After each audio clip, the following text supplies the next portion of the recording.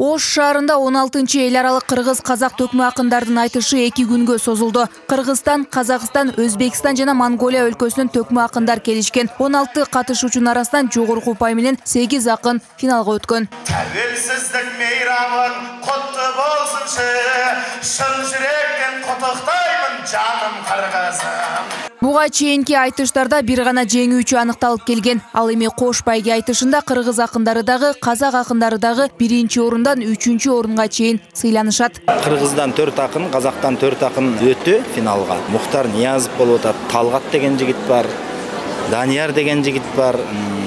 Ушулар Кудай буйрса жакшы айтыш кылат, элдин бир черин жазат, ордолоштум деп тилек кылып отурабыз.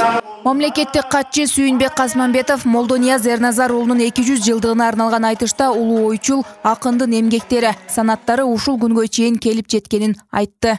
Азыркы акындарыбыздын бар тең Жеңишбек, Аалы, Саргашка, Азамат көптөгөн акындарыбыз ушул санатырларында өздөрүнчө ырдап, ар кандай саясий кырдаалга дагы, жаратылыш кырдаалына дагы, өкмөт учурда кандай саясий ошол кырдаалга карата санатырларын ырдап жүрүшөт. Абдан үндөш жана шайкеш келген бул улук өнөр улутубуздун наркы жана уюткусу. Молдонияз быйыл көптөгөн агышынын эмгектери, көптөгөн агышынын агартуучулук саясаты жүргүзгөн иштеринин баары Түрксой илиминин аркылуу дагы ошонун алкагында чагылдырылат.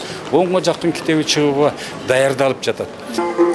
Силер мактансаңар жарашат ой, силерде Молдонияздын кеби бар. Бүгүн Молдонияздын 200 жылдык мааракесин белгилөө менен кыргыз элинин чыныгы улуттук идеологиясын жаратып жатабыз. Бул пикирди президенттин кеңешчиси Нышанбек Кочкоров билдирди. Аны менен бирге кийинки жылы дагы Залкар акын Арстанбек Буйлаш уулунун 200 жылдыгын белгилөө пландалып жатканын кошумчалады. Ушул экили адамдын мааракесин өткөрүү кыргыздын сезимин ойготуп, кыргыздын идеологиясын күчөтүү деген ишти баштап баратат. Бул өзү бүгүнкү мезгилдеги кайра жалалып жаткан биздин кыргыз саясаты дейбизби, кыргыз мамлекеттин турмушунда өтө маанилүү иш.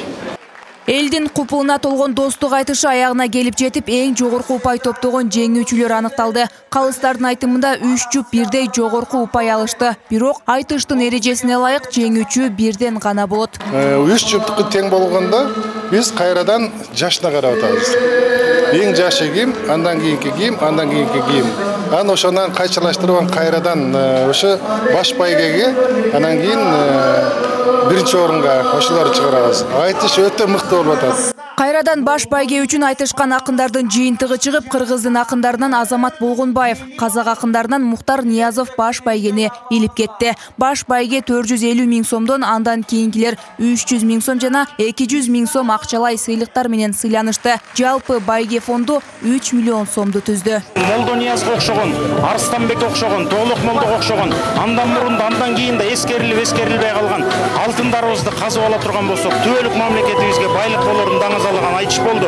Өлкөбүздүн өсүшүн даңазалаган айтыш болду.